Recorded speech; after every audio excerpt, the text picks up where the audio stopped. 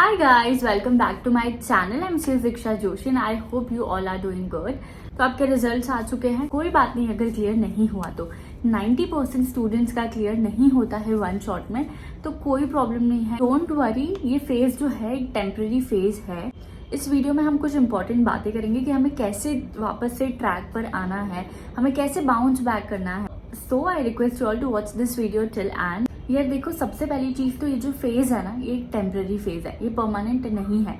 और कुछ साल बाद जब आप क्लियर कर दोगे, जब आप सेल्स बन जाओगे, जॉब कर रहे होंगे, and when you look back ना, आपको लगेगा यार फोकट इतना टेंशन ले रहे थे. मतलब लिटरली ये चीज मेरे साथ होती है. आपको कोई फर्क नहीं पड़ेगा कि आप पास हुए थे, फेल हुए थे, क्या हुआ था. At the and what matter is कि आप बन गए हो सीएस. तो बनने के बाद तो ये सारी चीजें कोई मैटर नहीं करेगी. एक माइंडसेट के साथ हम हमारी प्रिपरेशंस को शुरू करते हैं. वो माइंडसेट ये है कि what is coming is better than what has gone. अब हम हमारे जून अटेम्प्ट की जो प्रिपरेशन है वो शुरू करेंगे. अभी कुछ अगर हम देखा जाए तो 90 डेज आपके पास बाकी है.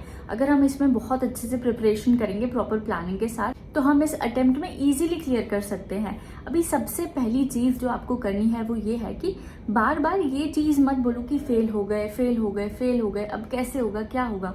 आपने कभी देखा है, हमको अगर कभी कोई चोट आती है, हम अगर उसकी जगह पर बार बार पिंच करेंगे तो प्रॉब्लम और बढ़ेगी ना. पर अगर आप उसको छोड़ दोगे तो वो बहुत इजीली हील हो जाएगा. तो आप उसको बार बार पिंच मत करो. Let it be. फेल हो गए तो हो गए, एक्सेप्ट इट.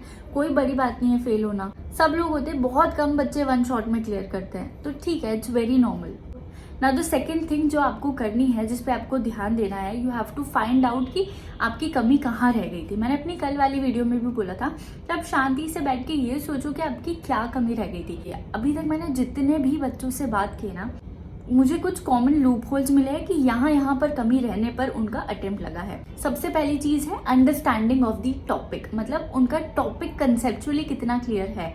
कई बच्चों के साथ ऐसा होता है कि कंसेप्ट क्लियर नहीं होते, वो लोग चीजों को रट लेते हैं. तो ये एक प्रॉब्लम आती है, क्योंकि जो आपके पेपर्स होते हैं वो थोड़े से ट्रिकी होते हैं, थोड़े से लॉजिकल होते हैं, थोड़े से कंसेप्चुअल होते हैं. तो अगर आपके कंसेप्ट क्लियर नहीं है, आप रट कर चले गए, तो क्या होगा, नहीं परफॉर्म कर पाएंगे. तो सबसे पहली चीज ये है कि आपके कंसेप्चुअल क्लैरिटी होनी चाहिए. तो सबसे पहला लूप होल ही यही है कि कंसेप्ट ही क्लियर नहीं थे. दूसरी चीज आती है राइटिंग प्रैक्टिस. बहुत सारे बच्चों ने ये बोला कि हमें आता तो सब कुछ था पर हम लिख नहीं पाए, या हमें लिखना नहीं आया कि कैसे लिखना है. उसके लिए राइटिंग प्रैक्टिस बहुत इंपॉर्टेंट होती है. मतलब उन लोग की राइटिंग प्रैक्टिस में कहीं ना कहीं कमी रह गई. तीसरी चीज है रिविजन. कुछ बच्चों ने बोला कि हमने सब कुछ पढ़ा, सब कुछ कवर किया, बट हम चीजों को रिटेन नहीं कर पाए. हमें वहां पे जाके कुछ याद नहीं आया. कुछ वहां जाके याद क्यों नहीं आया? क्योंकि हमने रिवाइज नहीं किया था. अगर हम चीजों को रिवाइज करते हैं तो वो चीजें ज्यादा टाइम तक हम रिटेन कर पाते हैं. पढ़ाई तो सब लोग करते हैं ना, तो रिविजन हमको थोड़ा और एक्स्ट्रा डालना पड़ेगा.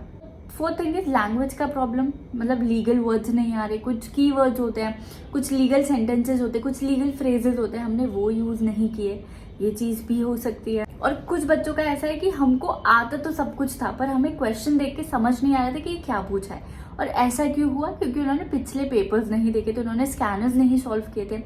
तो ये सारी चीजें बहुत इंपॉर्टेंट है. Do let me know in the comment section कि इनमें से आपको क्या लगता है कि आपकी क्या कमी रह गई होगी, या फिर कमी नहीं रही तो किस चीज में आपको डिफिकल्टी आती है, ताकि मैं आगे वाली वीडियोस उन पर बना सकूं. तो डू लेट मी नो कि किस चीज में आपको डिफिकल्टी आती है. इन सारी चीजों में से क्या चीज में आपकी कमी रह गई थी, तो क्या ऐसी चीजें हैं जो कि आपको एग्जाम को क्लियर करने से रोकती है. Do let me know in the comment section. Now the third and the most important thing is take responsibility and start now.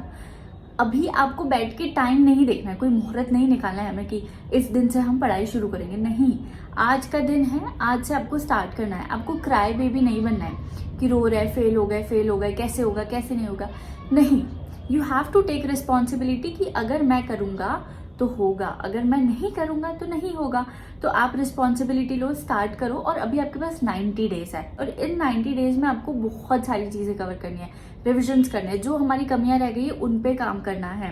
तो आपको इन 90 डेज को बहुत अच्छे से यूटिलाइज करना है.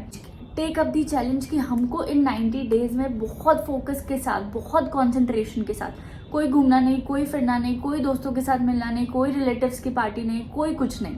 अभी मैं और मेरी किताबें, आपको आपके सारे एफर्ट्स लगा देने हैं. क्योंकि ये सारी चीज़ें जो है, दोस्तों से मिलना, ये करना, वो सब कुछ 90 डेज के बाद हो सकता है। अभी सब कुछ छोड़ दो यार, सब कुछ छोड़ दो, just focus on your studies, ठीक है। कोई और भी अगर आपको डाउट है, you can ask me in comment section.